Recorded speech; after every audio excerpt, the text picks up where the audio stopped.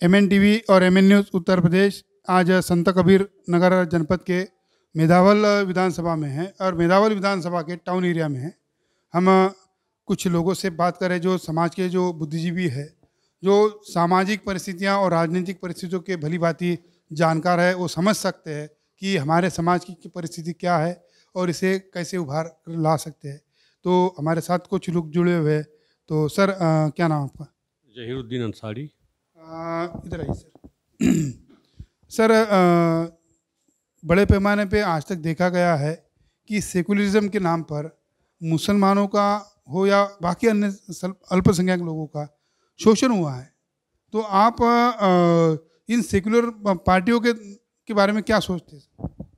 देखिए, शोषण तो हुआ ही है और सोचना ये है कि सोशली समाज में, जैसे हिंदू समाज में 3 तबके में बटे हुए हैं लोग, दलित, पिछड़े और सामान्य, उसी तरह से मुस्लिम समाज में 2 तबका बनाया गया है संवैधानिक तौर पर भी। एक जो है सामान्य तबका और एक पिछड़ा तबका।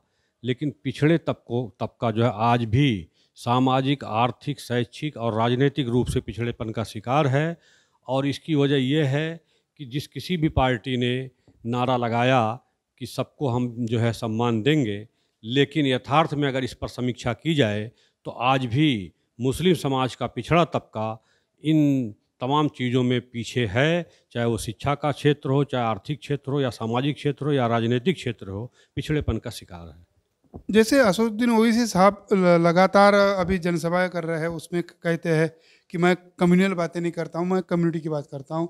और मुसलमानों के 70% मुसलमान जेलों में हैं, वो प्रशासन में कहीं पर भी नहीं है। तो असदुद्दीन ओवैसी के साहब के सर आप किस तरह नज़र से देखते हैं? देखिए, असदुद्दीन ओवैसी साहब के तमाम स्पीचेज आप सुने तो पता चलेगा कि जो समाज के, पिछड़े समाज के लोग हैं, जो दलित समाज के लोग हैं, उनकी जो बुनियादी समस्याएं हैं, इस पर वो कभी नहीं बोलते।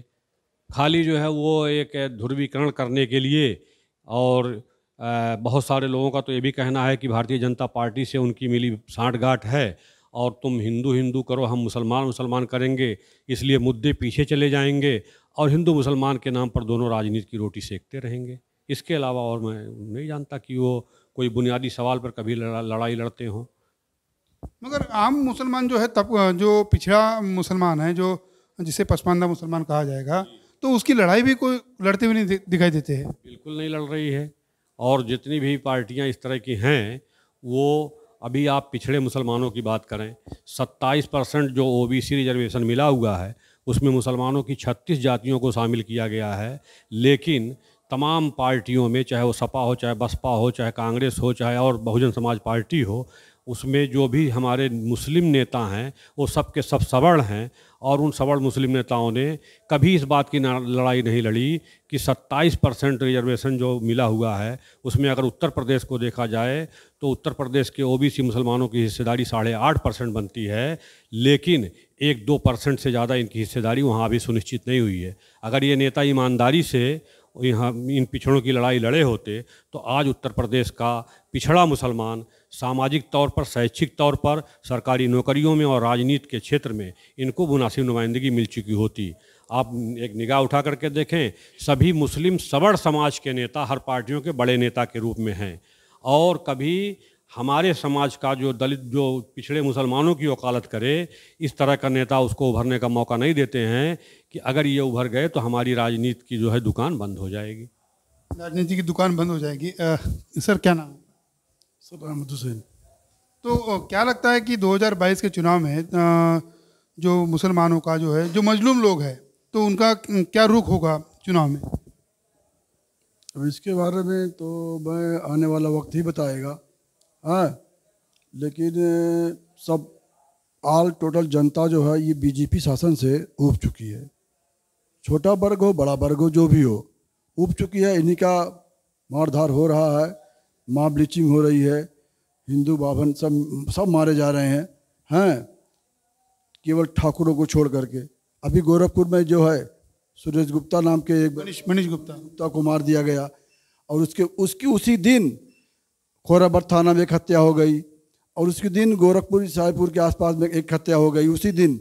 हैं, इस पर कोई रिजल्ट नहीं निकला है। सब लोग जनता। वैसे कहा जाता है कि हम तो पिछले 47 दिन से उत्तर प्रदेश का भ्रमण कर रहे हैं।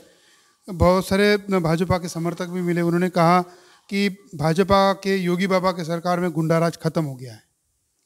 सब झूठ है, सब फरेब है। गुंडा राज खत्म कहाँ हुआ? गुंडे और बढ़ गए हैं। नए तरीके गुंडाराज के बने। हाँ, नए गुंडे बढ़ गए हैं।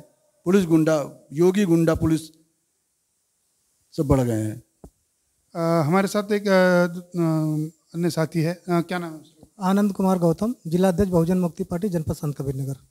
अभी हम बात कर रहे थे, साहब से बात कर रहे थे, तो उन्होंने जो बात बताई कि जैसे मुसलमानों में बड़े पैमाने में पसमानदा जो पिछड़ा मुसलमान है, तो आपकी जो पार्टी है, आप पार्टी लेवल पर उनके हक और अधिकार के लिए क्या लड़ाई लड़ सकते हैं?